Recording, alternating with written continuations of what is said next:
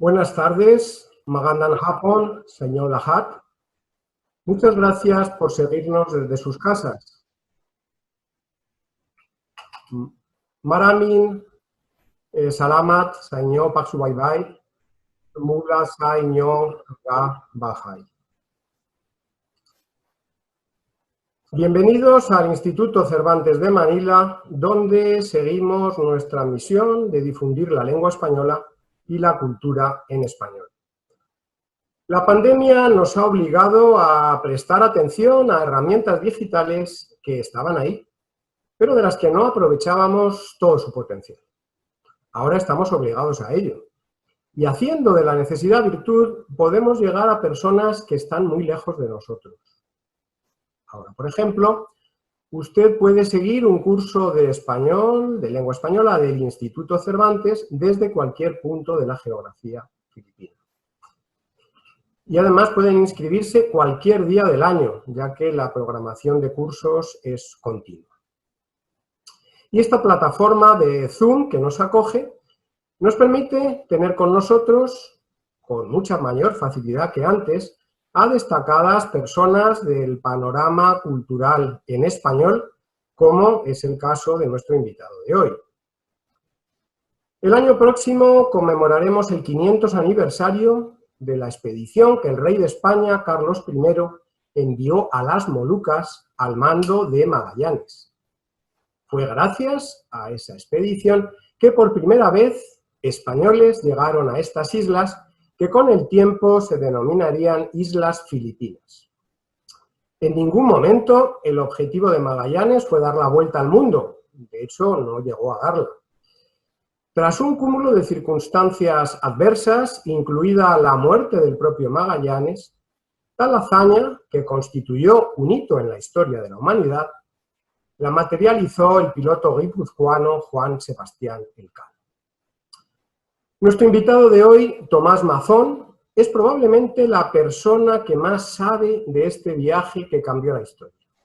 Y lo más curioso es que ha llegado a saber tanto por gusto y placer, ya que su profesión de ingeniero técnico poco tiene que ver con ello.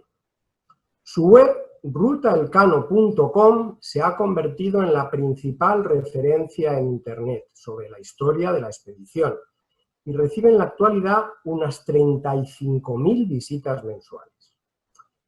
Mazón ha publicado artículos, reportajes, ha realizado ponencias, charlas y colaboraciones en prensa escrita, radio y televisión.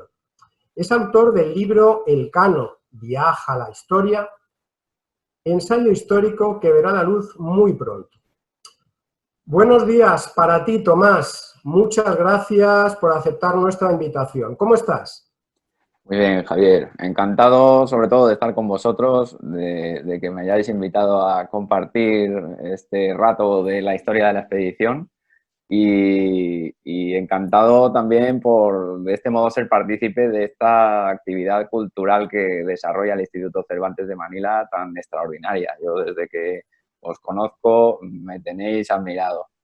Así que, pues, muy contento de estar aquí hoy y poder abordar este tema, aunque sea un ratito. Estupendo. Hay muchos equívocos y malentendidos sobre lo que realmente ocurrió durante el viaje y sobre todo lo que le rodea. Por ejemplo, se dice que apenas existen fuentes documentales para saber lo que pasó. Se dice, bueno, la crónica de Pigafetta y poco más. Eso no es así, ¿verdad? No es así, no. Sí es cierto que la crónica de Pigafetta es la versión más extendida del viaje y más rica por sí sola. Quien la lea va a obtener una visión del viaje bastante buena, pero yo el otro día contaba, yo tengo una lista de fuentes y me suman unas 250, más o menos, de documentos antiguos, archivados o crónicas de historiadores antiguos que hablan del viaje. Entonces, pues te proporciona una riqueza de cara a la historia extraordinaria. Hay muchos matices y muchos conceptos, como decías, que se han venido transmitiendo a lo largo del tiempo de manera quizás equivocada o que puede ser matizada mucho. Muy bien, Tomás, pues te dejo ya la palabra para que nos hables, la palabra y la imagen, para que nos hables de Magallanes y Elcano en Filipinas, detalles en los archivos históricos. Si quieren ustedes hacerle una pregunta a nuestro invitado, utilicen el botón de preguntas y respuestas, Q&A, si están en inglés, habilitado en la parte inferior de su pantalla. Adelante, Tomás. Gracias. Pues voy a compartir pantalla porque tengo aquí tengo preparadas unas diapositivas y vamos con ello.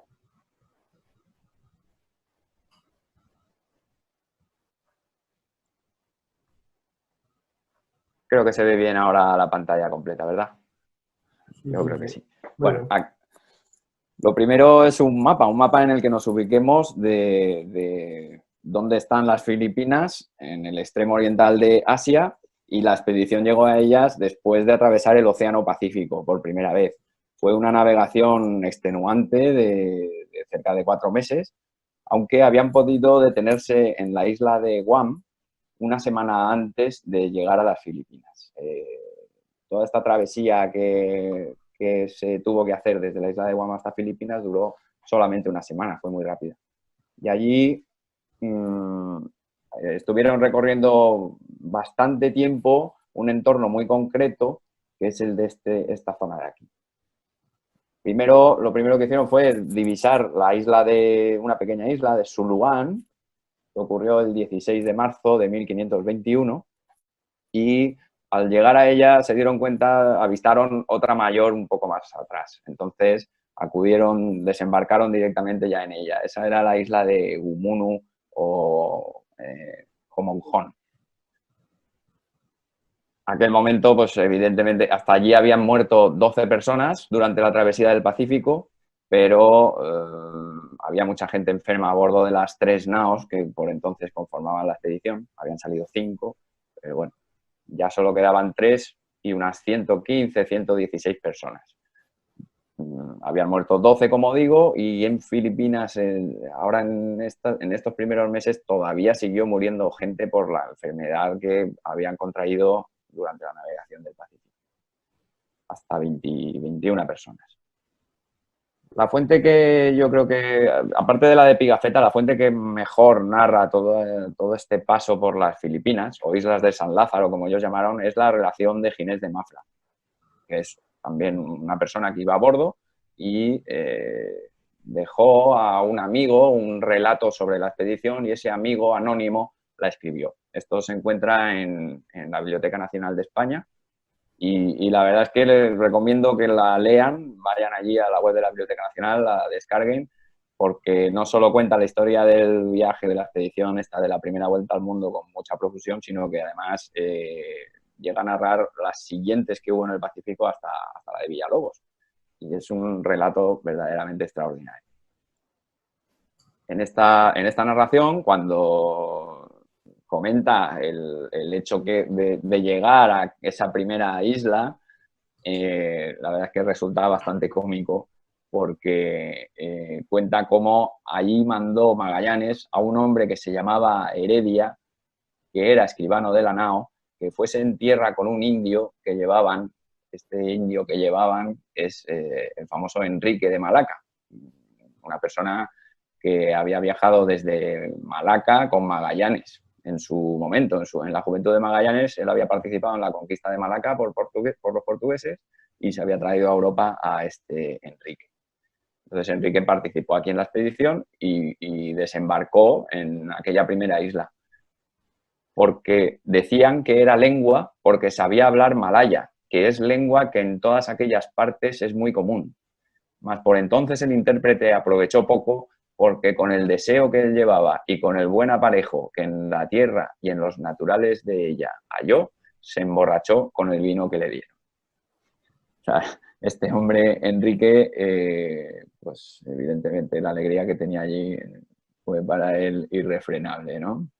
Es un momento cómico y quizá menos épico de lo que uno pueda esperar, pero con esta gracia nos la cuenta Ginés de Mafra.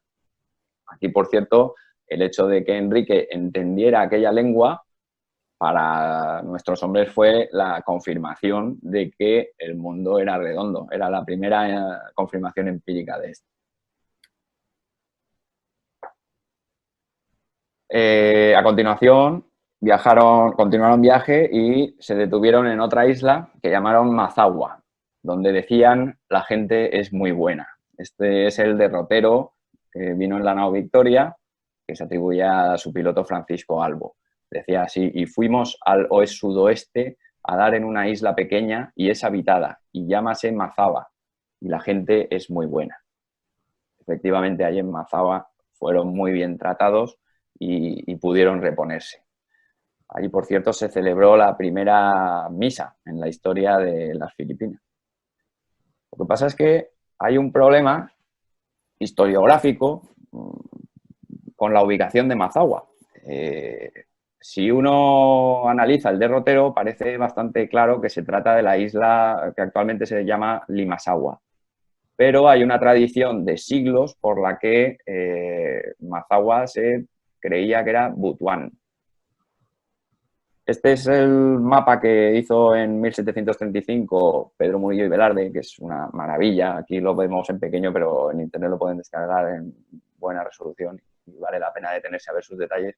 Y si lo ampliamos, en la zona por donde ellos llegaron a las Filipinas, incluso marca la derrota seguida por la expedición. Y aquí vemos cómo llegan a una isla pequeña, más o menos por el centro de la imagen, que se llama Limasaua, y después toman rumbo al sur hacia un lugar que se llama Butuan. Bueno, pues todo esto ha sido una controversia que todavía hoy sigue siendo una especie de misterio sin resolver, ¿no? Sobre ello, lo que pasa es que existe este pequeño mapa de la derecha que dibujaron en la expedición de Legazpi, la siguiente expedición española que llegó a las Filipinas. Y aquí, casualmente, aunque se ve boca abajo, viene al lado de una pequeña isla el texto que pone Mazagua, con C cedilla. Yo aquí, en este mapa, este croquis antiguo, interpreto que se está refiriendo al sur de la isla de Leyte. Estos puntos A y B son los que yo asemejo en una fotografía de satélite a esas zonas y, por tanto, creo que este mapa nos dice que Mazagua corresponde a Limasaua. Pero bueno, esto es un tema de debate y es una cosa pues bonita de conocer. A ver, ellos decían que habían llegado a una isla. El problema principal de Butuan, pese a la tradición histórica, es que allí en Butuan no hay una isla, por lo menos de las dimensiones que ellos hablaban. Pero bueno, en Butuan se dice que es que ahí hay unos ríos muy caudalosos que a lo mejor colmataron el mar y esa isla terminó con el tiempo por desaparecer. Bueno, pues no lo sé, pero bueno, es una de estas cuestiones abiertas que quedan.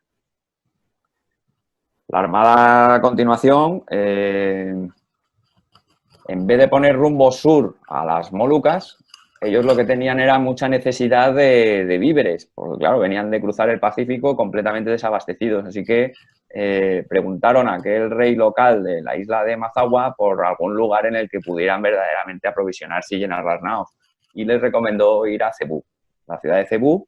Llegaron ahí al cabo de pocos días y allí trabaron amistad, la verdad es que una estrecha amistad con el rey local Humabón.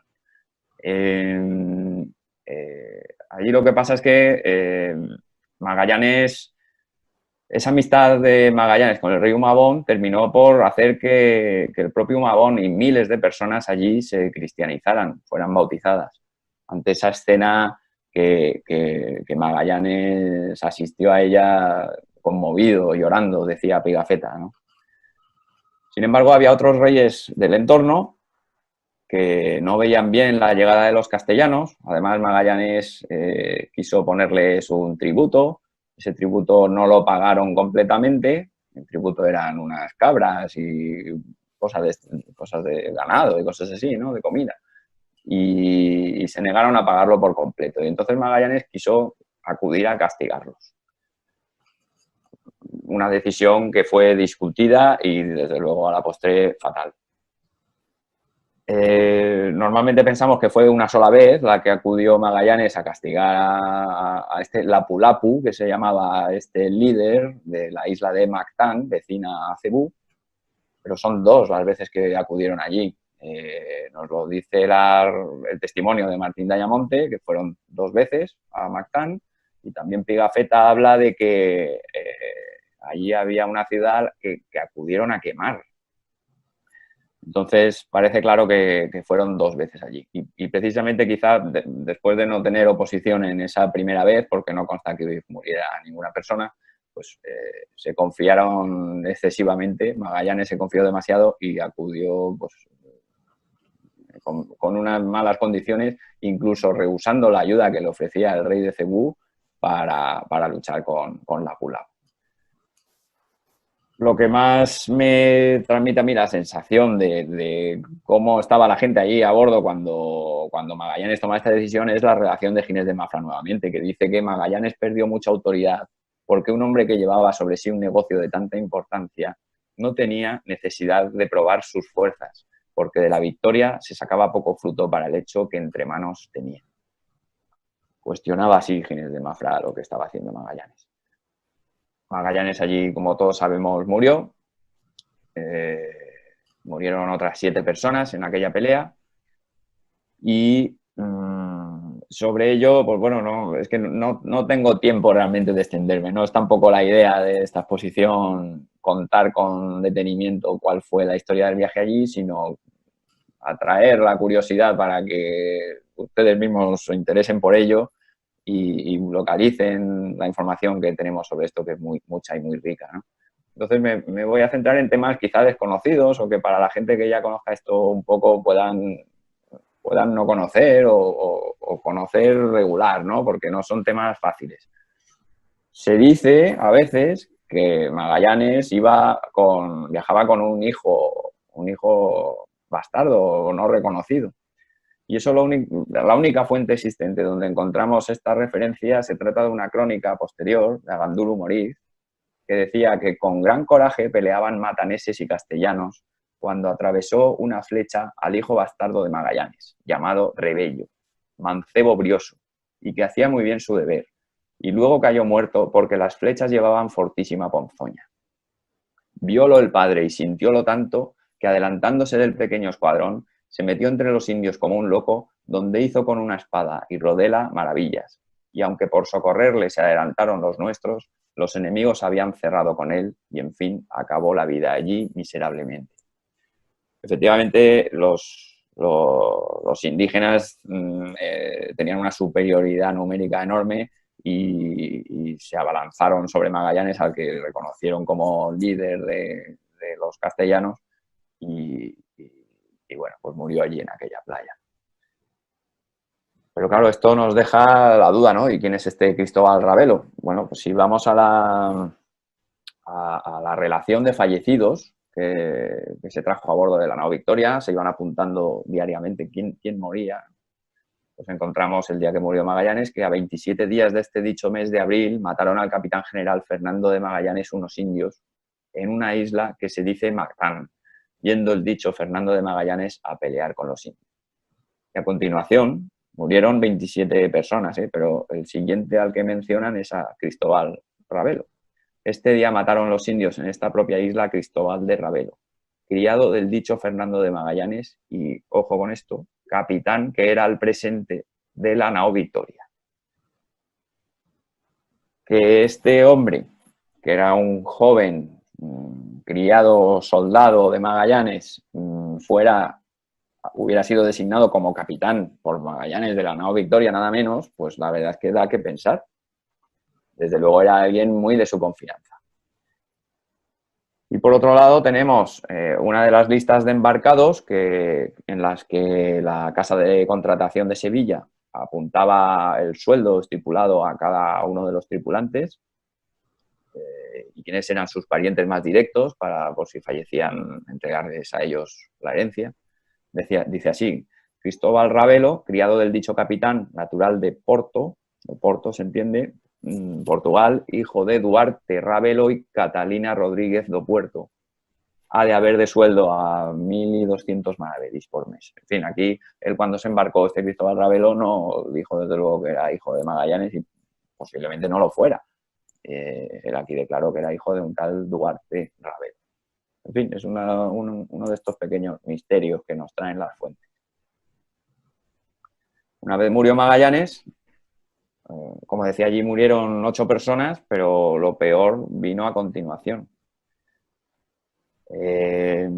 Aquí en las cuentas de pago a los tripulantes, la casa de contratación también dejó registradas, encontramos esto. Dice: Duarte Barbosa, que era familiar de Magallanes, se quiso ir con los indios en el puerto de Santa Lucía, que era Brasil, donde se detuvieron en Brasil, por cuya causa el capitán le mandó prender en grilletes, y después fue puesto por mano del capitán Fernando de Magallanes, y de la nao se huyó a los indios en la isla de Cebú, y estuvo 3 o 4 días huido, y no volvió a la nao ni quería venir, aunque el capitán le envió tomar, por cuyas causas, dicen, murieron los 27 hombres de Cebú. Este es el tema, ¿no? ¿Por qué los demás dijeron que por cuyas causas habían muerto los 27 hombres de Cebú? También sobre esto tenemos una riqueza de fuentes extraordinaria, pero se lo quiero contar a través de quizá la más desconocida de ellas, que es la crónica de Fernando de Oliveira, una persona cuya historia ya de por sí merecería un buen libro, una buena película, un humanista, una de las personas más relevantes a todos los niveles en Portugal en aquella época. Él se entrevistó, dice, con un superviviente del viaje y escribió una crónica del viaje con lo que le contó. Y decía así que una vez murió Magallanes, se juntaron los hombres principales y hicieron capitán a Duarte Barbosa. Entonces, el rey Humabón de Cebú, digamos que como desagravio ante los castellanos y como, en fin, ya sabía que iban a partir de allí, les invitó a comer. Y Duarte Barbosa dijo que le parecía bien ir a donde el rey decía a comer con él y recibir el regalo prometido, un regalo que le había dicho que le iba a mandar al rey Carlos I. Sin embargo, Juan Serrano, capitán de la Concepción, dijo que a él no le parecía bien ir fuera de las naos, porque estaban en un momento incierto en que no debían fiarse de nadie, y más en este momento en que tenían que expresar su dolor por la muerte de su capitán y no aceptar banquetes ni celebraciones. A lo que Duarte Barbosa respondió: enferma el viernes para no ayunar, señor Juan Serrano, eso parece más miedo que otra cosa. Y Juan Serrano, claro, en cuanto yo aquello dijo: para no pareceros eso, señor Duarte Barbosa, seré el primero. Y se lanzó luego al batey. Esta para mí es la única fuente que nos puede ayudar a entender por qué aquella anotación de la casa de contratación diciendo que Duarte Barbosa tuvo algo que ver en la muerte de toda esta gente. Como que fue él quien se empeñó a acudir a ese convite pese a que todos recelaban que podía tratarse de una traición, como así fue. Mientras estaban comiendo, acudió a ellos mucha gente y los mataron a todos. Y solamente dejaron vivo a Juan Serrano, que fue traído hasta la playa, desnudo y con las manos atadas.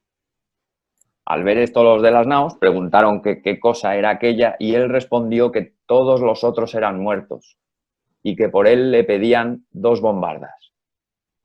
El piloto, que se llamaba Juan Carballo, dijo que él se las daría de buena gana y de inmediato hizo que metieran 2 versos en un esquife.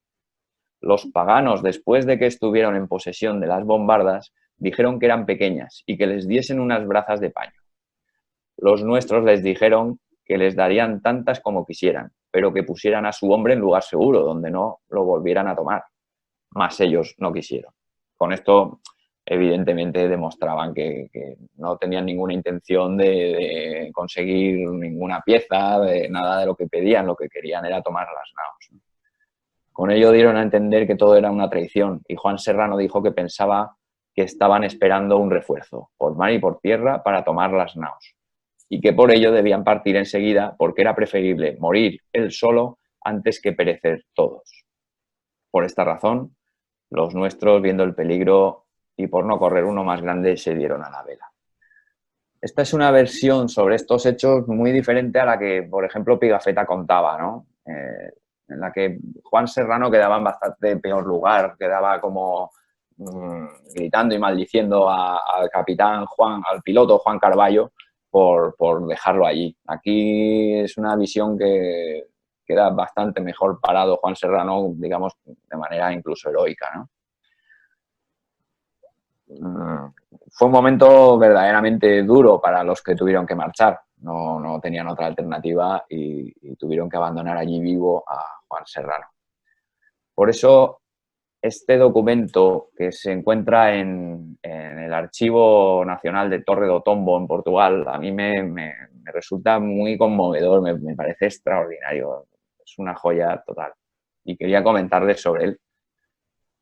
Aquí es una carta que escribe el rey don Juan III de Portugal a sus capitanes, sus gobernadores en Malaca y en las Molucas, en el año 1527. Y les cuenta que el emperador, mi muy amado primo y hermano, así se trataban entre ellos, me escribió haciéndome saber que de parte de una Juana Durango, vecina de la ciudad de Sevilla, le fue hecha relación de que un Juan Serrano, que fue por piloto en la armada que mandara a la especiería, que fue por capitán general el comendador Fernando de Magallanes, fue preso y cautivo en la isla de Cebú por los moradores de la isla y que de allí fuera llevado por cautivo al rey de Luzón. Les pide a estos gobernadores portugueses que estaban no muy lejos de Cebú que acudieran allí, trataran de liberar a Juan Serrano, lo trasladaran a la India y de allí a Lisboa, porque se lo había pedido el emperador y porque al emperador se lo había pedido su mujer, Juana Durango. Fíjense en la fecha de este documento, que es el 11 de febrero de 1527. A mí, además, esta Juana Durango, que estaba en Sevilla, en ese momento me da que pensar que la información de esta carta y de que Juan Serrano pudo estar preso del rey de Luzón se la proporcionaron los supervivientes de la nao Trinidad, que llegaron a principios de 1527 a España. En fin, como ven, es una carta extraordinaria. Pero no solo Carlos I involucró al rey de Portugal para tratar de rescatar a Juan Serrano, es que también escribió pidiéndole lo mismo a Hernán Cortés. Hernán Cortés designó como capitán de una armada que zarpó de Nueva España hacia el Maluco, pero tenía esta instrucción: trabajaréis de llegar a la isla de Cebú y en ella tomar lengua si son vivos Juan Serrano, piloto, y otros que con él fueron presos en la dicha isla, y si fueren vivos los rescataréis. A bordo de esa expedición, Hernán Cortés además escribió una carta para que fuera entregada al rey de Cebú. Y decía así: a vos el honrado y buen rey de la isla de Cebú, que es en las partes del Maluco, yo, don Hernando Cortés, capitán general y gobernador de esta Nueva España, os envío mucho a saludar. Y fíjense cómo se refiere aquí a Hernando de Magallanes, cómo está tratando de traer hacia sí, de atraerse la amistad del rey de Cebú, Hernán Cortés. El rey envió un capitán suyo llamado Hernando de Magallanes con 5 naos, de las cuales por mal recaudo del dicho capitán no volvieron más de la una. Su Majestad se informó de la causa del desbarato, y lo que más sintió fue haber su capitán excedido de sus reales mandamientos e instrucción que llevaba, mayormente en haber movido guerra o discordia con vos y vuestras gentes. Bueno, antes de continuar con lo que pasó en la expedición después de partir de Cebú, pues quería comentar con este título un poco buscando que fuera gracioso, ¿no? El tema de Enrique y Magallanes, a los que se les atribuye a veces ser las primeras personas que dieron la vuelta al mundo, y vamos a comentar por qué eso constituye un problema historiográfico que no está debidamente claro ni resuelto. Como decíamos antes, Magallanes había estado en la conquista de Malaca. Malaca aparece en este mapa a la izquierda, arriba, la actual Malasia. Mientras estaba allí, en noviembre de 1511 zarpó una expedición que buscaba encontrar las islas de las Especias, las Islas Molucas, al mando de Antonio de Abreu. En esa expedición iban 2 navíos, llegaron efectivamente al sur de las Islas Molucas, pero se dieron la vuelta hacia Malaca. Y en el camino de vuelta, más o menos a mitad, a la altura de la isla de Java, encontramos una anotación en este mapa que pone Savaya Lost Here. La Savaya era el navío de Francisco Serrano, amigo de Magallanes. Y amigo del que consta Magallanes portaba cartas cuando vino a Castilla a defender a Carlos I la idea que él traía de llegar a las Islas de las Especias navegando hacia Poniente, porque él tenía allí un amigo que le había dicho dónde estaban y cómo llegar a las Islas de las Especias. Para que Magallanes hubiera sido la primera persona, bueno, a ver, esta Savaya naufragó allí, pero Juan Serrano quedó vivo con otras 7 u 8 personas y la otra nao continuó viaje hacia Malaca, mientras que Francisco Serrano quedó allí, pero con el tiempo fue trasladándose otra vez nuevamente hacia las Molucas. ¿Vale? Y ahí empezaron los portugueses a comerciar.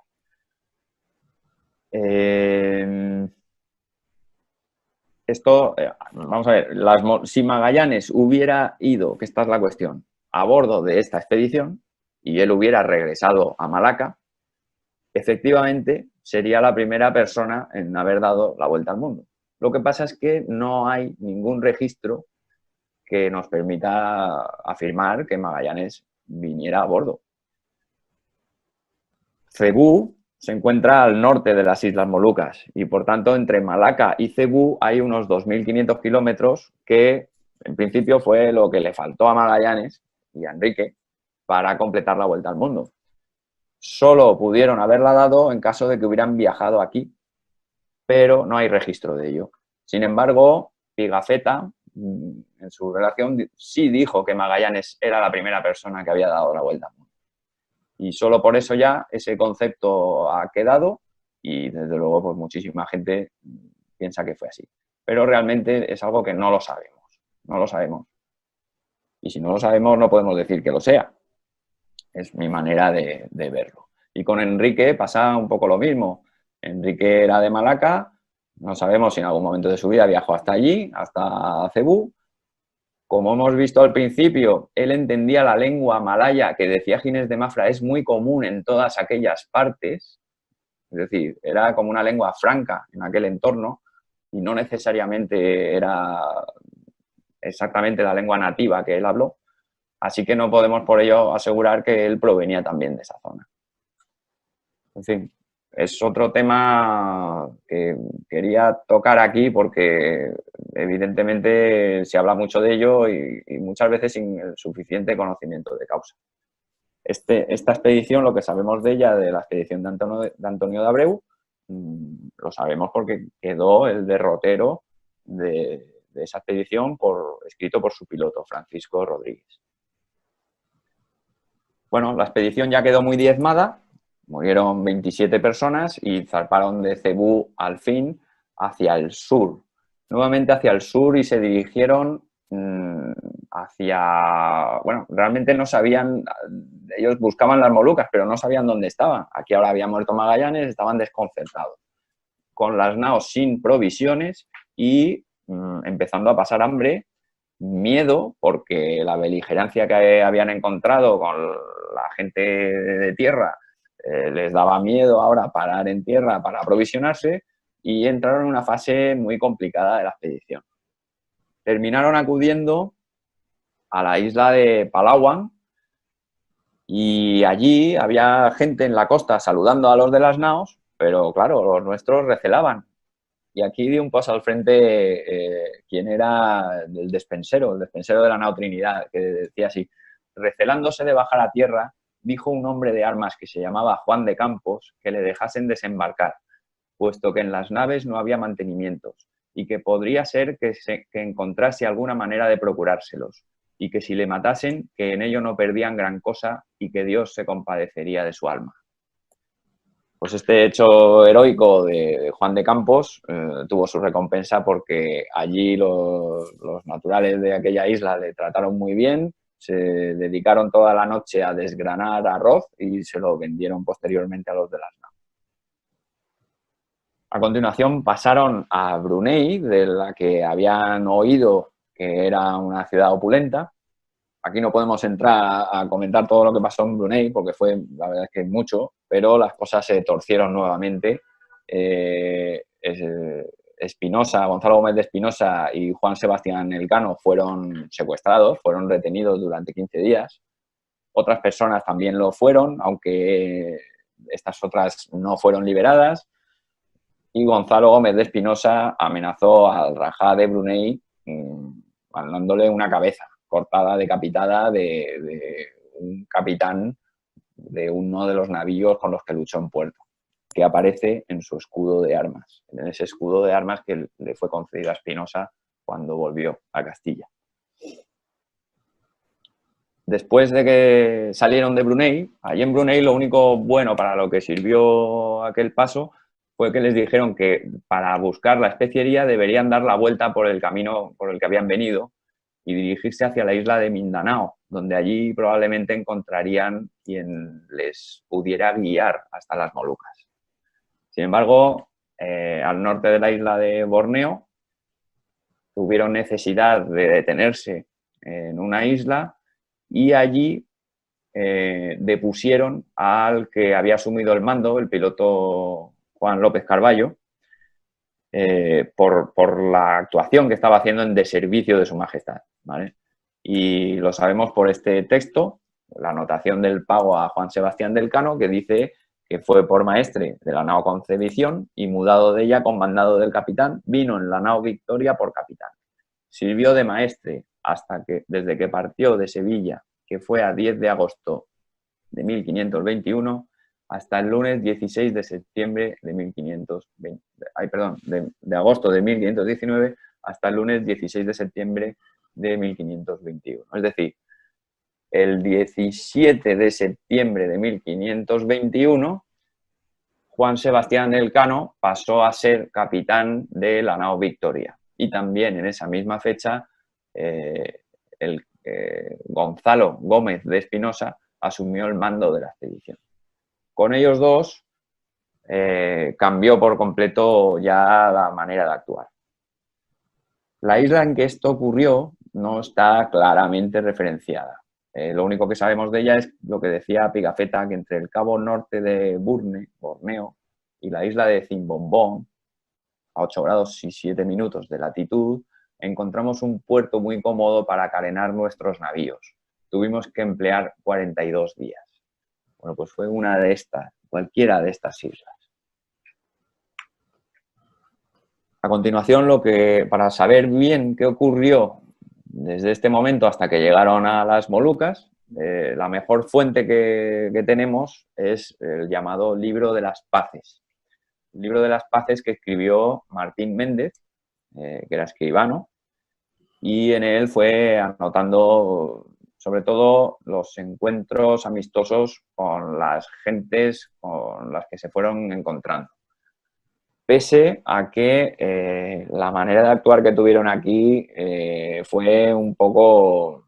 En fin, no, ellos mismos no estaban muy conformes con cómo tenían que actuar. Justo al poco de zarpar de esta isla, entre Palawan y Borneo,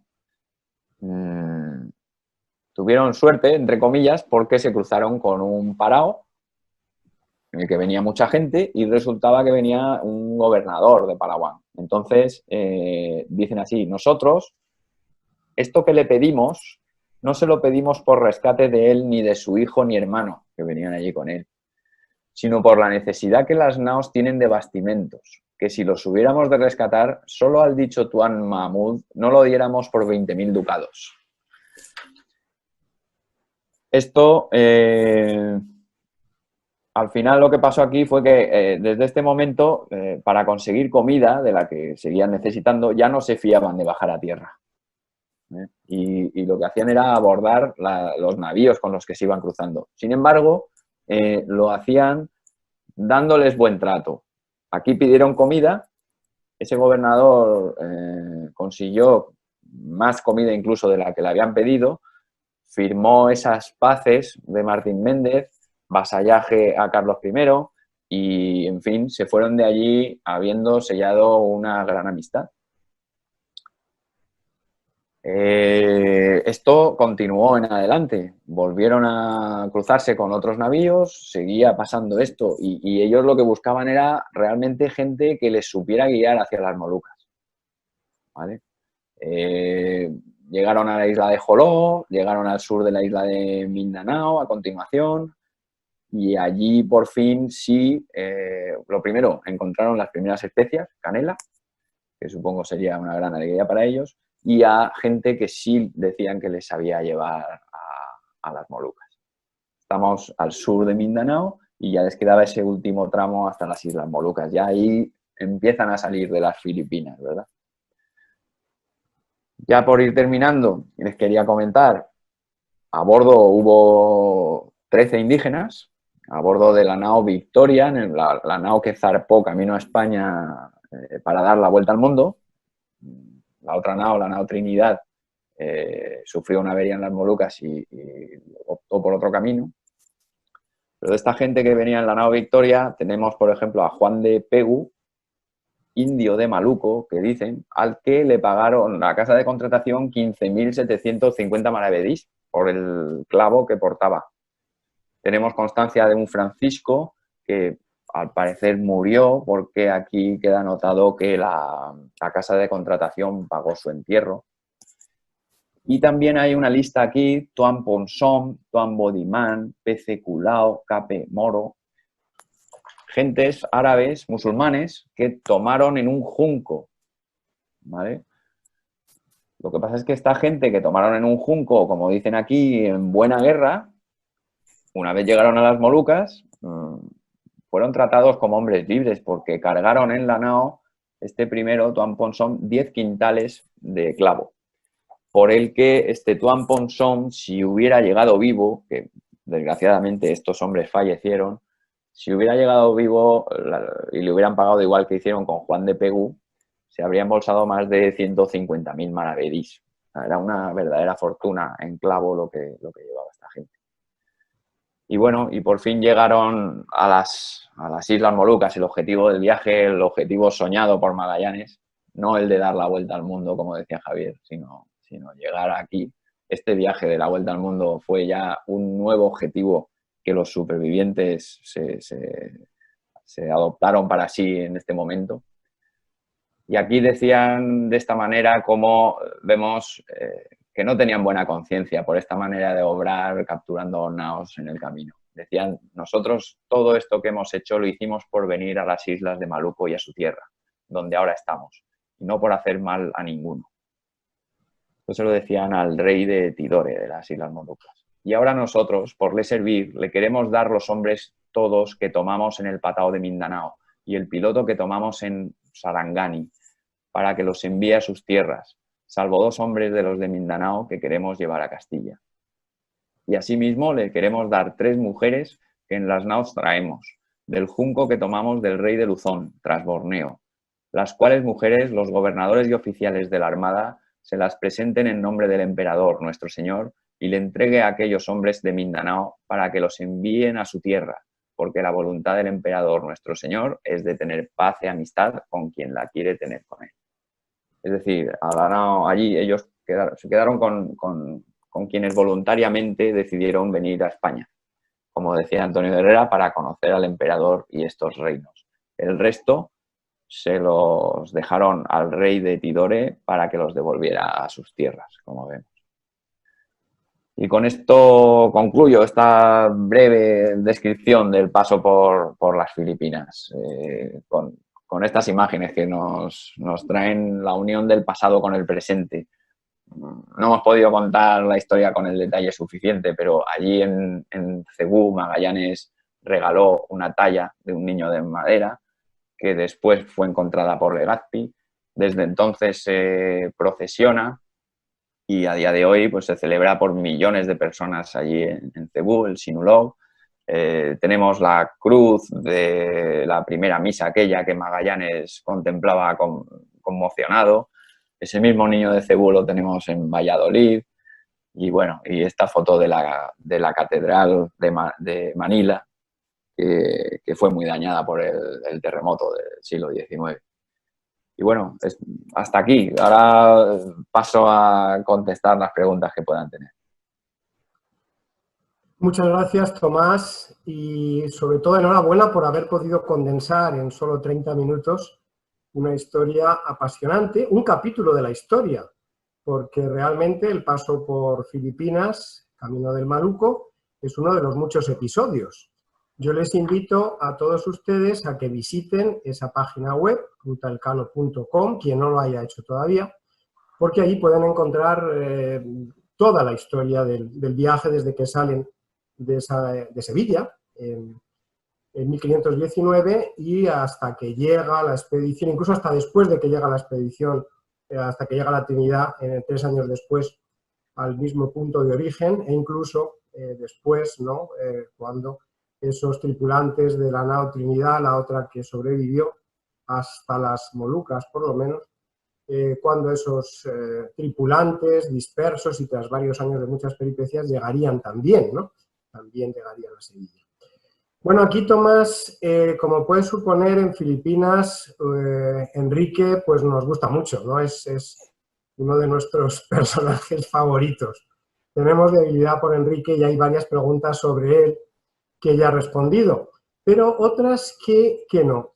Por ejemplo, un amigo nos pregunta el rol de Enrique en la expedición. Se dice que era, bueno, el esclavo de Magallanes, pero realmente tuvo una labor importante en determinados momentos de la historia, ¿verdad?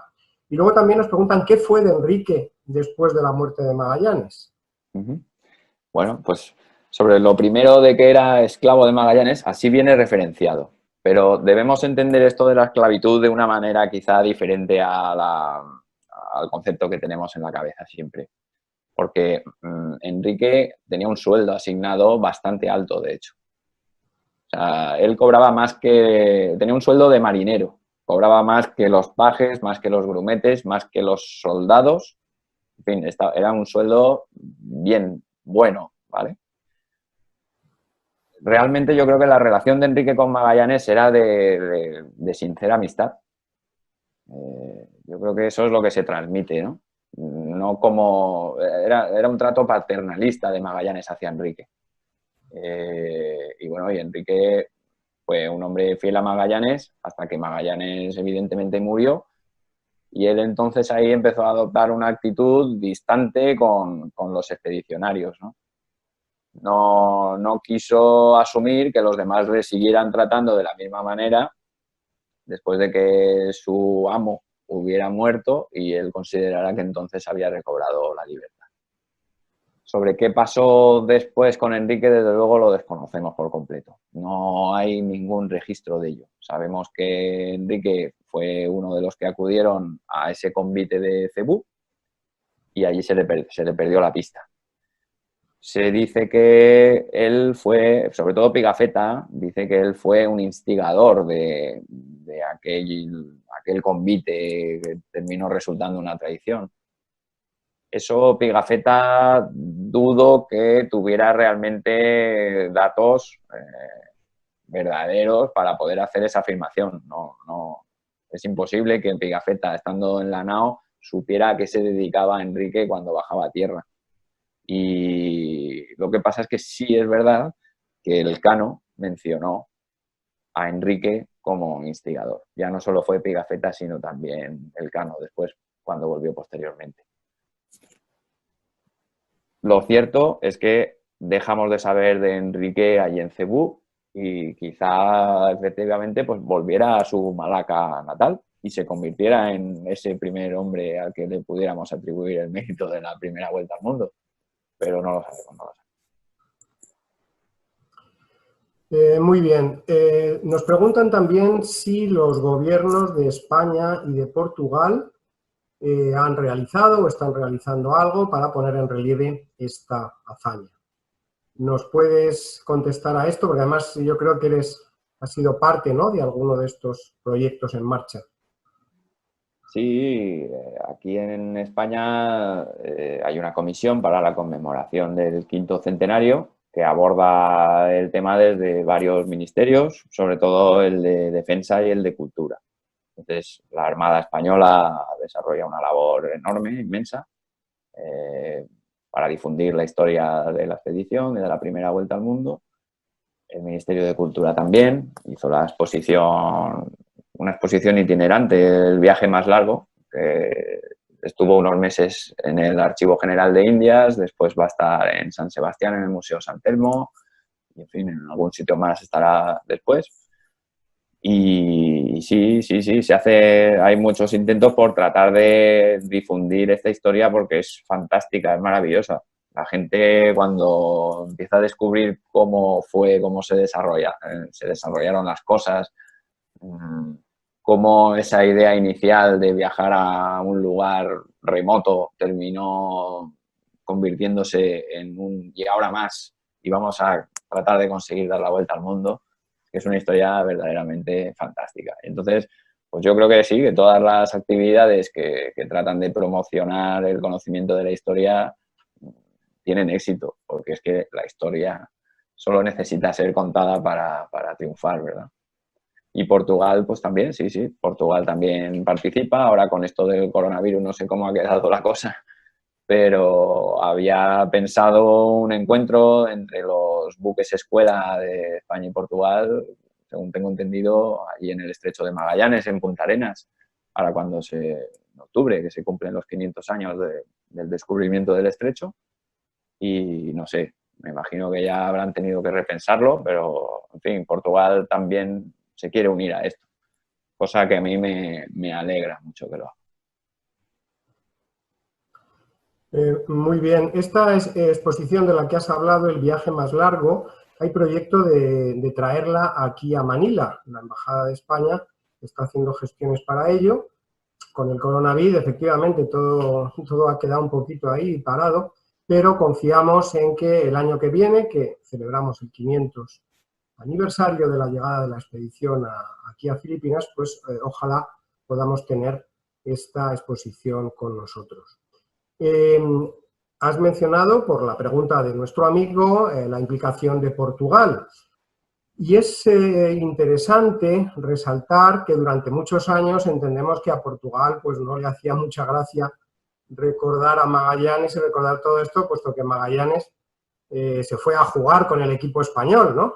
Es como, no sé, esos jugadores Figo o Luis Enrique que cambiaron de Madrid a Barça o de Barça a Madrid. Y por eso hay documentos, ¿verdad?, en los archivos portugueses, has hecho mención a ello, y creo que hay todavía documentos en archivos portugueses que quizá están por investigar o por interpretar. Creo que es apasionante, ¿no? O sea, que podemos encontrar más datos sobre la expedición, ¿tú crees? Estoy prácticamente, vamos, seguro de que sí. Bueno, yo es que de hecho en el archivo de Lisboa de Torre do Tombo, que está digitalizado el fondo, sobre todo de esta época, yo encuentro documentos que no he visto referenciados nunca en ningún sitio. Esta carta, por ejemplo, que he mostrado en la exposición referente a Juan Serrano, yo se la encontré casualmente en el archivo digital, pero nunca jamás había visto ninguna mención a ella. Y cuando la lees se te ponen los pelos de punta, ¿no? De ver. Además, es una carta que en este sentido de la relación de la conmemoración por Portugal del quinto centenario le da todo el sentido. O sea, ahí vemos como dos imperios verdaderamente que eran rivales en aquella época, rivales de guante blanco, porque esa relación que tenían entre los reyes, que eran familia, también hace que lo sea. Pues ahí vemos cómo Carlos I le pide al rey de Portugal por una persona suya y el rey de Portugal se preocupa en ordenar que se vaya en su búsqueda, ¿no? En fin, evidentemente Magallanes durante mucho tiempo no fue bien visto en Portugal, pero ahora eso también está cambiando, ¿no? Yo entiendo que, desde luego, todo este viaje es una especie es la punta de lanza de una época. Es el viaje más extraordinario que da quizás sentido a toda una serie de avances y de exploraciones previas en las que Portugal tuvo muchísimo que ver. Y aunque el viaje en sí mismo no es portugués, sino español, pero yo entiendo que un portugués, una persona portuguesa, sienta también atracción por este viaje, por esta historia y sobre todo por lo que representa, ¿no? Es el colofón a una era en la que Portugal fue la punta de lanza, con sus avances en los navíos, sus avances en el modo de navegación, en fin. El sentido de este viaje no lo tendría nunca sin la rivalidad con Portugal. Entonces, es como si dentro de 500 años Estados Unidos celebrara la llegada a la Luna y se uniera a Rusia. En su momento eran reinos rivales que pujaban por ello, pero sería bonito que así fuera, ¿no? Dentro de 500 años. Lo entiendo de la misma manera. Muy bien. Al poco de producirse los hechos, bueno, Magallanes había fallecido, no tuvo buena fortuna, desde luego, y Juan Sebastián Elcano, que sí completó la circunnavegación, recibió los honores del monarca español. Pero con los años y con el devenir de la historia y muchos factores en los que no vamos a entrar, las tornas se invirtieron. Entonces, ahora la opinión común de muchos ciudadanos filipinos es que pues Magallanes era un tipo estupendo, que fue el que trajo el cristianismo, eso es muy valorado aquí, pero los españoles pues no salen tan bien parados, ¿no? Cuando en realidad era una expedición española, o sea, era una expedición que envía el rey Carlos I, y Elcano es una figura que es casi, no voy a decir desconocida, pero quizá del gran público sí. Hay un amigo nuestro, Rafael Rodríguez Ponga, presidente de la Asociación de Estudios del Pacífico, que lo dice con mucha gracia, ¿no? Dice, bueno, es que Elcano era el piloto, era el que llevaba el barco, ¿no? Y es como si ahora, pues dices, en un viaje, yo qué sé, presidencial o cualquier viaje que quieras, pues ¿quién es el conductor del autobús? Nadie le da un gran relieve al conductor del autobús. El conductor del autobús, pues bueno, lleva el autobús, llegan sanos y salvos, pero no se le dan esos honores como se le puede dar a Magallanes, que había sido indudablemente el artífice, el que había ideado el viaje, etcétera, etcétera, ¿no? Pero realmente en Elcano hay algo muy importante, y es que es el primero que da la vuelta al mundo, pero además que quiere darla, ¿no? Yo creo que eso es muy significativo. ¿Magallanes llegaría a darla? Pues probablemente no, como has dicho. Enrique, pues probablemente tampoco. A lo mejor la dio, no lo sabemos, pero es imposible probarlo. Pero Elcano no solo está súper probado, sino que es que él además toma la decisión de dar la vuelta al mundo. Háblanos un poquitín de eso, de la figura del Elcano, de la dimensión ya histórica, más allá del conductor del autobús, esa dimensión, o del piloto del barco, esa dimensión realmente histórica de Juan Sebastián Elcano. Juan Sebastián Elcano, hay una deuda pendiente de la sociedad con él. O sea, por esto mismo que estás tú diciendo de esa irrelevancia en la que ha quedado muchas veces, ¿no? Juan Sebastián Elcano es efectivamente la primera, la persona, no sabemos si compartido con el resto de los tripulantes, yo creo que sí, compartido por lo menos con la mayoría, de tener esa iniciativa, una vez se ven al otro lado del mundo, de decir, ya que hemos llegado hasta aquí, lo tenemos muy difícil, volvamos por donde volvamos y vamos a intentar dar la vuelta al mundo y ser los primeros. El hecho de que él, cuando llegara a España, escribiera inmediatamente al rey y le cuenta en un par de páginas todo lo que ha pasado, muy brevemente, y le dice, pese a que hemos descubierto la especiería, que era nuestro objetivo, pese a que hemos descubierto la especiería, eso no es nada al lado de lo que hemos hecho, que es dar la vuelta al mundo. Ahí Elcano nos traslada que esa fue su verdadera motivación. Y desde luego no es... A mí ese papel del conductor del autobús no me gusta para Elcano. Le relega a un mero marino, cuando yo creo que además fue un gran líder. O Sabemos que se opuso a la opinión de sus principales oficiales sobre el camino de vuelta a seguir, y sabemos que tuvo éxito y que llegó teniendo amistad con esos oficiales con los que antes había discutido. Sometió algunas decisiones a votación de sus hombres. Yo creo que era una persona carismática. Los demás sabían que era el mejor, le pusieron al frente por elección, no fue que él adoptara el puesto por imposición. Y verdaderamente, aunque tenemos poca información del Cano, creo que es una persona que merece un lugar en la historia diferente del que hasta ahora tiene por parte de mucha gente. Gracias. Y me refería a esta anécdota del conductor de autobús, que me parece muy gráfico, porque nuestro amigo lo dice para explicar el por qué Pigafetta no habla de él. Y él lo dice de esa manera, que Pigafetta, no por supuesto ninguno de nosotros, ni por supuesto los que amamos el Pacífico y la historia del Pacífico, pensemos que el Cano no tenga importancia, todo lo contrario. Pero para explicar, porque es uno de los argumentos que se da, bueno, si es que Pigafetta no habla del Cano, esa deificación casi de la crónica de Pigafetta, y entonces esta era una explicación que a mí me parecía interesante, ¿no? Pigafetta pues no le dio importancia, ¿no? Y eso, Pigafetta eligió ir con el Cano, no con Gómez de Espinosa, ¿no? Pero que de alguna manera pues da fuerza, o rebate ese argumento de que, bueno, si Pigafetta no lo mencionó en todo el viaje, es que el Cano no era importante. No, señor. No, claro. De hecho, es que Pigafetta no menciona más que a Magallanes y a poca más gente.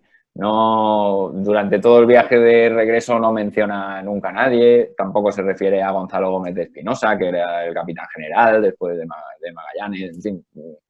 Pigafetta es una narración pues un poco parcial, por eso decía al principio que hay que completarla con el resto de fuentes, porque si no, si fuera por Pigafetta hoy no sabríamos quién fue el Cano, pese al enorme papel que tuvo, ¿no?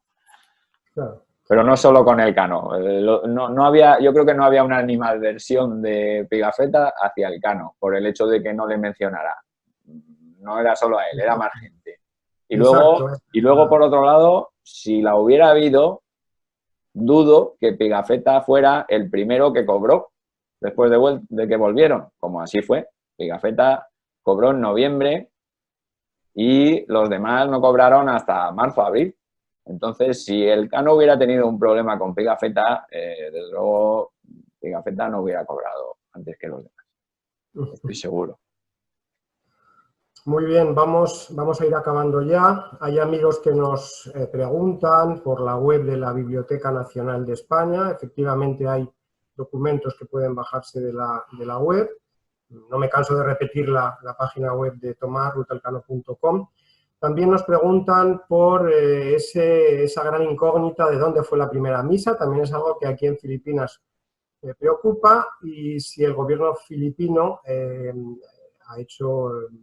bueno, ha tenido iniciativas para determinar esto. Yo puedo contestar, evidentemente nuestros amigos filipinos les compete a ellos, pero sí sé que ha habido, efectivamente, hubo una misión hace algunos años en la cual se visitaron los lugares por un grupo de expertos, de historiadores, y bueno, es un tema apasionante, pero ¿tú crees, Tomás, que se podrá determinar exactamente si fue en Limasaua, si fue en Butuan? ¿O quedará siempre esa, para mí, maravillosa incógnita, ¿no? Que lo celebren Exacto. Los dos y que sean dos ciudades, en fin, objeto de visitas. Exacto, yo lo veo igual, ¿eh? Lo veo igual que tú. Ojalá no se resuelva y haya dos lugares orgullosos por lo mismo. Y sus razones tienen ambos lugares para atribuírselo. Por lo tanto... Yo me gustaría ir a Butuan y ver allí todo lo que hay que recuerda a la expedición, porque lo hay y porque ha sido así durante siglos. Y también me gustaría ir a Limasaua, que es donde parece que el derrotero de Francisco Arbós dice que fue. En fin, que quede ese misterio no está mal. En estas cosas de la historia pasa muchas veces que no, por mucho que uno lea, no termina de resolver las cuestiones, sino que se abren interrogantes y esos matices cada uno puede aportar una manera de verlos. Muy bien, pues esperemos que puedas venir a Butuan. Ojalá el año que viene, con el 5º centenario, puedas venir por aquí y discutir con nuestros amigos. Sé que tienes buenos amigos historiadores, especialistas en el tema. Dani Gerona, amigo nuestro, profesor Gerona, que ha hecho investigaciones muy interesantes y tiene un libro magnífico. En fin, muchas gracias, Tomás. Sí. Damos las gracias también a todos nuestros amigos, a todos ustedes que nos siguen fielmente. También hemos retransmitido en streaming por Facebook. Muchas gracias a todos los que nos siguen en Facebook. Realmente tenemos un apoyo sensacional. Tenemos una muy nutrida grupo de amigos que siguen al Instituto Cervantes de Manila. Muchas gracias a todos, muchas gracias, Tomás. Muchas gracias, gracias a ti. Sigan pendientes a la página web del Instituto, a la cuenta de Facebook, de Twitter, porque seguiremos haciendo de la necesidad virtud e invitando a personas que nos enseñan tantas cosas sobre nuestro pasado, sobre nuestro presente, sobre nuestra cultura, sobre las relaciones entre España y Filipinas, como hoy ha sido el caso de Tomás Mazón. Muchas gracias. Maraming Salamat po.